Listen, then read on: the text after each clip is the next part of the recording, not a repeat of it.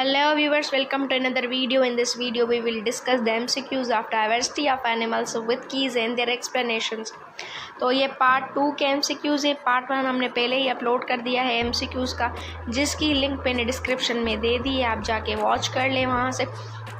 उसके बाद kingdom animalia के जो भी ट्रिक्स और टिप्स हैं वो भी अपलोड कर दिए हैं, आप उसकी भी प्लेलिस्ट और उसकी भी डिस्क्रिप्शन में जाके लिंक कॉपी करके देख सकते हैं, ताकि आपको मेमोराइज़ करने में चीज़ें आसान हो जाए, क्योंकि बहुत कॉम्प्लिकेटेड होता है किंगडम एनिमेलिया को याद करना। तो ट्रिक्स भी प्रेजेंट है इसी पेज पे। तो question number 1, which form of sponges is motile? Option A larva, option B is the adult, option C is both and the option number D is none.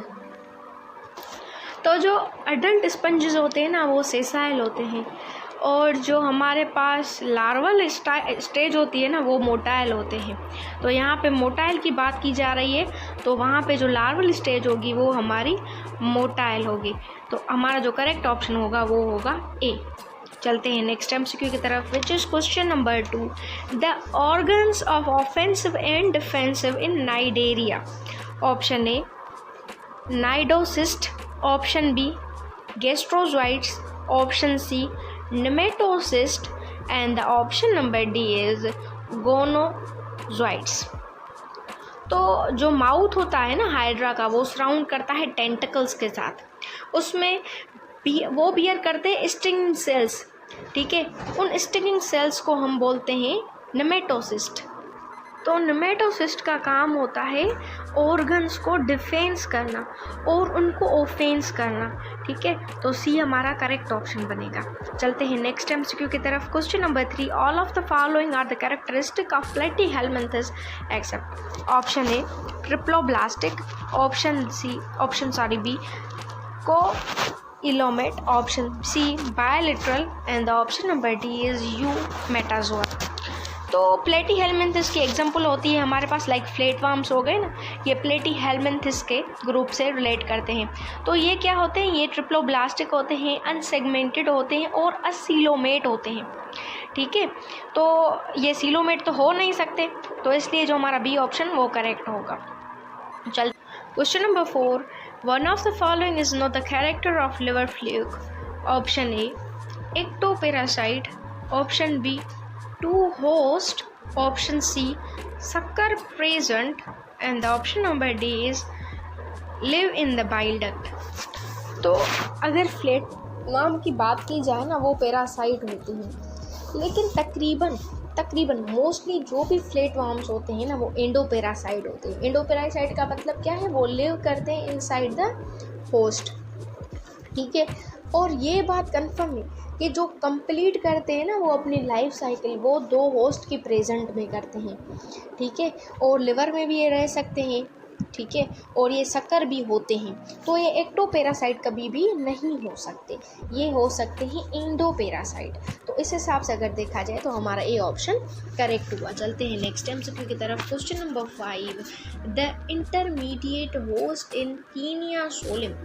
Option A humans, option B cattle, option C is pig and the option number D is both B and C. तो taenia सोलिम, इसका जो name होता है ना, other name, उसको बोलते हैं tapeworm. ये एक एंडोपेरासाइट है, ह्यूमंस के पास होता है, ह्यूमंस के अंदर होता है, लाइक केटल हो गया, पिग्स हो गया, इसमें भी होते हैं। ठीक है, और they complete life cycle on two host के ऊपर ही अपनी लाइफ साइकिल को कंप्लीट करते हैं, और ये इंटरमीडिएट होस्ट होते हैं सिर्फ पिग्स और केटल के, इसलिए D option correct. Next MCQ, worms that plays important role in breaking down organic matter. Option A flatworms, option B earthworms, option C is roundworms and the option number D is sandworms. राउंडवर्म्स हमारे everywhere outside the environment रहते हैं। ठीक है, वो important role play करते हैं break down of organic matter. ठीक है, अगर हम बात करें एक सिंगल रोटिंग एप्पल की, एक रोटिंग एप्पल होता है ना, उसकी अगर हम बात करें तो वो कंटेन करता है अपने साथ 90,000 वर्म्स को। तो इस हिसाब से अगर देखें तो वो हुआ ना हमारा इनिशियल और इम्पोर्टेंट रोल प्ले करने वाला जो ब्रेक डाउन करता है ऑर्गेनिक मैटर को, तो सी इसलिए करेक्ट ऑप्शन बनेगा। Next question number 7, the first group of invertebrates to develop close circulatory system. Option A annelida, option B arthropod, option number C is mollusca, and the option number D is echinodermata। Annelida ही वो first group आ invertebrate का जिसके पास closed circulatory system present है।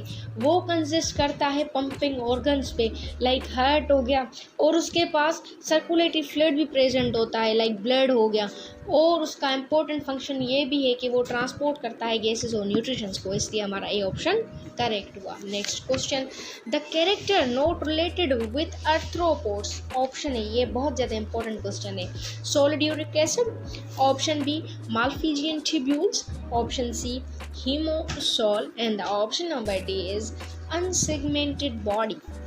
तो देखें, पहली बात ये है कि सीलोम एब्सेंट होता है आर्थ्रोपोड में, ठीक है।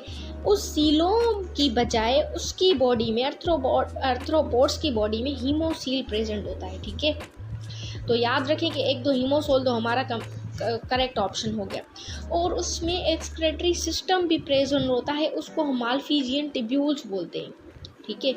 और वो जो एक्सक्रीटरी वेस्ट है वो नाइट्रोजन की वेस्ट की फॉर्म में निकलता है, और वो होता है सॉलिड यूरिक एसिड। तो ये तीनों तो हमारे ऑप्शन करेक्ट हो गए, सॉलिड यूरिक एसिड भी निकलता है नाइट्रोजिनस वेस्ट की तरफ से, माल्फिजियन ट्यूब्यूल्स भी एक्सक्रीटरी सिस्टम है वेल डेवलप्ड जो है हमारे पास, और सीलोम नहीं होता लेकिन उसके बजाय उनकी बॉडी रिलेट करती है हीमोसील से, तो इसलिए डी ऑप्शन करेक्ट बना।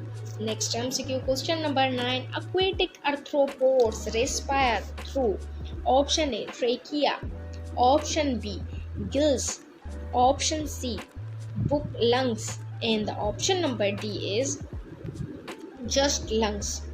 तो जो aquatic arthropods होते हैं ना, वो रेस्पायर करते हैं थ्रू द गिल्स, तो इसलिए हमारा जो करेक्ट ऑप्शन बनेगा वो बनेगा ऑप्शन नंबर बी। चलते हैं नेक्स्ट क्वेश्चन की तरफ, which is question number 10, the process of shedding exoskeleton is called, option A adhesis, option B molting, option C is metamorphosis, and the option number D is both A and B।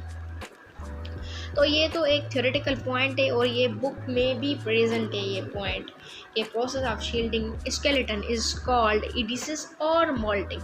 तो इसका जो correct option बनेगा हमारे पास वो बनेगा D.